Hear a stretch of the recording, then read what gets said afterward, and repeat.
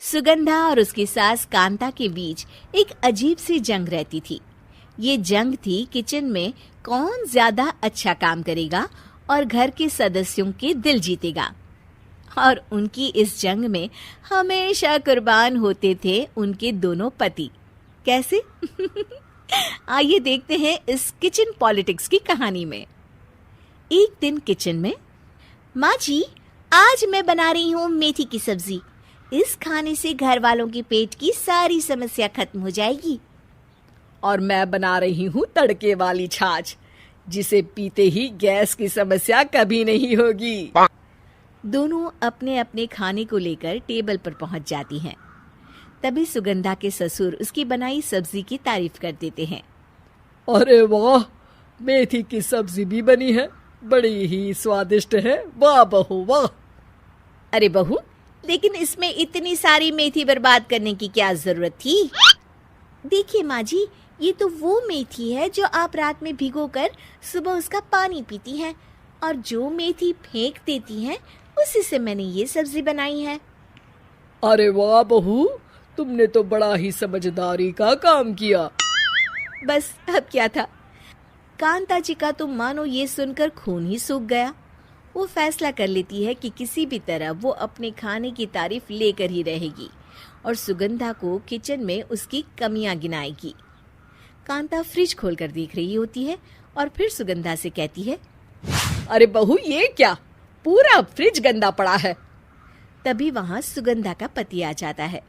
वो सुगंधा को डांट कर कहता है, सुगंधा, तुम्हें कितनी बार कह रखा है कि वायरस फैल रहा है, साफ सफाई का पूरा ख्याल रखना है, लेकिन तुम किचन में इतनी गंदगी रखोगी तो कैसे चलेगा। सुगंधा सास की तरफ देखती है जहां वो मुस्कुरा रही होती है। सुगंधा समझ जाती है कि सास ने उससे बदला लेने के लिए ये सब किया है। दोनों रात के खाने की तैयारी में लग जाती हैं। दोनों ना एक दूसरे की तरफ देखती हैं और ना ही एक दूसरे से बातें करती हैं। रात को खाने की टेबल पर एक एक कर दोनों कई तरह के अलग अलग व्यंजन टेबल पर लगा देती हैं और अपने अपने पति के पास जाकर खड़ी हो जाती हैं। अरे खाइए जी खाइए, मैंने बड़ी मेहनत से बनाया है। प्लेट में वो खाना डालती हैं। सुगंधा भी दोनों की प्लेट में खाना डालते हुए कहती है, बड़ी ही मेहनत लगी है इस खाने को बनाने में। हाँ, दोनों को ना चाहते हुए भी सारा खाना खाना पड़ता है। कहीं दही तो कहीं मलाई तो कहीं मसाला। और इन सब के बाद दोनों बड़ी ही मुश्किल से अपने कमरे में सोने जाते हैं। लेकिन अगली सुबह सुगंधा का पति चिल्ला रहा होता है, हाय रे, हाय मेरा तो पेट खराब हो गया, हाय माँ बहुत दर्द हो रहा है। तो वहीं कांता के कमरे से भी कुछ ऐसी ही आवाज आने लगती है। हे भगवान, इस सास बहू की लड़ाई हमारी जान लेकर रहेगी। जाओ कोई डॉक्टर को बुला कर लाओ। डॉक्टर आते हैं। दोनों को देखकर कांता और सुगंधा से कहती हैं, देखिए, आप दोनों इन्हें खाने में हल्का ही दीजिएगा। हो सके तो रात का खाना जल्दी खाया करे और वॉक किया करे। इतना कहकर डॉक्टर वहां से चले जाते हैं।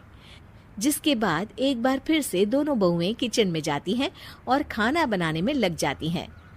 रात में खाने के टेबल पर दोनों एक बार फिर से खाना लगाने लगती है। पापा जी, मैंने ये पतली मूंग की दाल की खिचड़ी के साथ ये पापड़ और पुदीने की चटनी भी बनाई है। अरे बहू, अभी अभी बेचारे पेट की बीमारी से गुजरे हैं, इतना भारी खाना तो डॉक्टर ने भी मना किया है ना। देखिए, मैंने आप दोनों के लिए सूप बनाया है। और दोनों उन लोगों की प्लेट में खाना डालने लगती हैं। तभी दोनों एक साथ बोल पड़ते हैं, बस करो, हमें माफ करो, हमें नहीं खाना इस घर में, ना खिचड़ी और ना ही सूप। हम इंसान हैं, एक वक्त में एक ही खाना खा सकते हैं। बस करो, हमें माफ करो, हमें नहीं खाना इस घर में, ना खिचड़ी और ना ही सूप।